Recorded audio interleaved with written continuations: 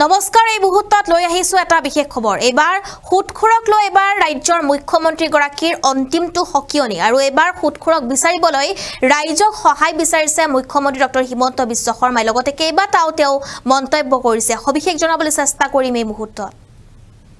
আৰু এবাৰ হুটখুৰসকল সাৱধান হৈ হকিয়নো এবাৰ কঠোৰ হৈছে অসম আৰক্ষী অসমত থাকিব নোৱাৰিব এজনো হুটখুৰ থাকিব নোৱাৰিব অসমত হুটখুৰক ধৰিবলৈ ৰাজ্যৰ পৰা সহায় বিচাৰিলে মুখ্যমন্ত্ৰী ডক্টৰ হিমন্ত বিশ্ব শৰ্মাই হুটখুৰৰ নাম আৰক্ষীক জনাবলৈ আহ্বান জনাইছে মুখ্যমন্ত্ৰীয়ে আৰু বৰ্তমানলৈকে 200ৰো অধিক হুটখুৰক গ্ৰেপ্তাৰ কৰিছে আৰক্ষীয়ে 200ৰো অধিক হুটখুৰক গ্ৰেপ্তাৰ কৰা হৈছে বিগত কেইবাদিনো ধৰি ৰাজ্যৰ সুকে কোণে হুটখুৰৰ বিৰুদ্ধে চলি আছে তীব্ৰ অভিযান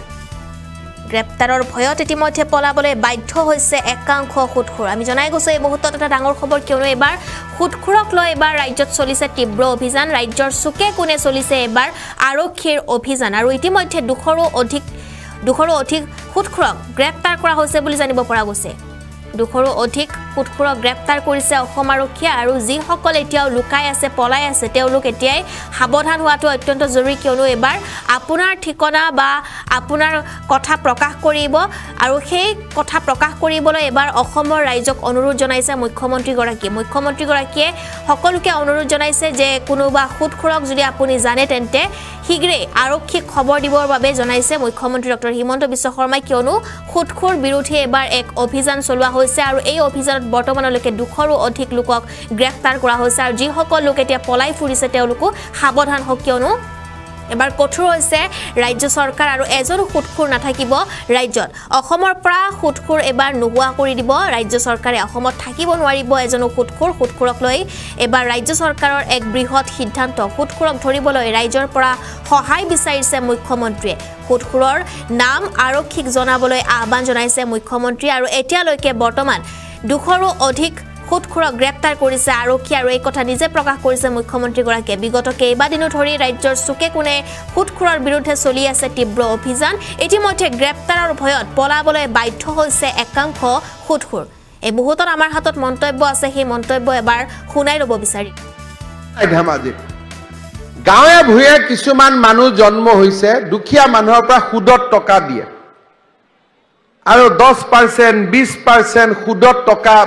লয় না ইয়াতো হুটখুৰ আছে না নাই ধেমাজিত এতিয়া মই দালালৰ পিছত সিদ্ধান্ত লৈছো যে অসমত হুটখুৰ বিলাক থাকিব নালাগে গতিকে আপোনালোকৰ যদি কোনোবাই কাবাৰ পৰা আপোনালোকে সুদত টকা লৈছিলে হে হুটখুৰ বিলাকৰ নাম পুলিচক দি দিব আমি তেওঁলোকক অলপ চৰকাৰৰ ঘৰত লৈ গৈ আছো যে আপোনালোকে আমাৰ লগত থাকক কেইদিনমান এতিয়ালৈকে 200 জন মানক লৈ গলো কিন্তু আৰু বহুতত লৈ যাব লাগিব দুখীয়া মানুহক 100 টকা ধাৰ দিয়ে দি কয় মাহত 10 টকা দিব লাগিব মাহত 20 টকা দিব লাগিব এটা কিবা সিস্টেম হল নেকি ককচোন এটা লাহে লাহে আমি অসমখনত সব জংগল সাফ কৰিম একো জংগলে থাকিব নিদু একো সন্মুখত আমি জংগল থাকিব নিদু আমাৰ অসমখনত ভাৰতবৰ্ষৰ এখন সৰ্বশ্ৰেষ্ঠ আমি ৰাজ্য বনাব লাগিব মিলি পেলাই সকলোৱে লগ হৈ পেলাই আৰু সেই কাৰণে আপোনালোকে সকলোৱে আমাক সহযোগিতা কৰিব আজি পুনৰ এবাৰ মই ধেমাজি ৰাইজক মোৰ মৰম মোৰ প্ৰণাম গাঁৱে ভূঞে কিছুমান মানুহ জন্ম হৈছে দুখীয়া মানুহৰ পৰা সুদত টকা দিয়ে আৰু 10% 20% সুদত টকা লয় না ইয়াতো হুটখুৰ আছে না নাই ধেমাজিত এতিয়া মই দালালৰ পিছত সিদ্ধান্ত লৈছো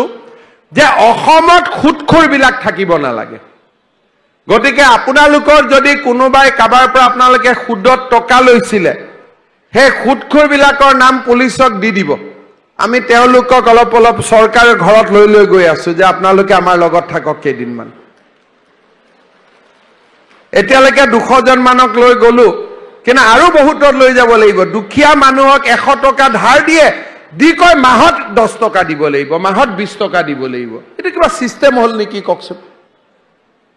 এটা লাহে লাহে আমি অসমখনত সব জংগল সাফ কৰিম একো জংগলে থাকিব নিদু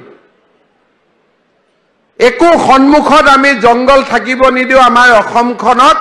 ভাৰতবৰ্ষৰ এখন সৰ্বশ্ৰেষ্ঠ আমি ৰাজ্য বনাব লাগিব মিলি পেলাই সকলোৱে লগ হৈ পেলাই